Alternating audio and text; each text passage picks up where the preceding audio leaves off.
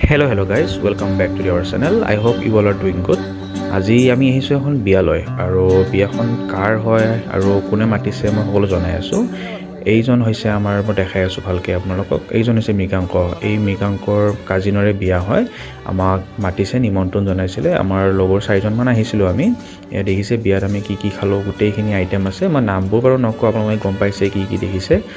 আৰু বহুতখিনি খালোঁ আমি আৰু অলপমান এনজয় কৰিলোঁ। সেয়া ভাত, পোলাও, দালি।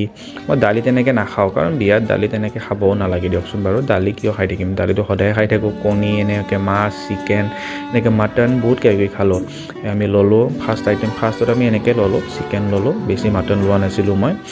মৃগাংক, এইফালে আমাৰ প্ৰাঞ্জল, আৰিজি, এইফালে আমাৰ আশিষ, তেনেকৈ খালোঁ গোটেইকেইজনে। তাৰপিছত আকৌ মই নেক্সটটোত ল'লোঁ ৰুটি, ৰুমালী ৰুটি আৰু মই মাটন ল'লোঁ। কেইবাৰ খালি? 4বাৰ এতিয়ালৈকে। এয়া দেখিছে পনীৰ লাষ্ট।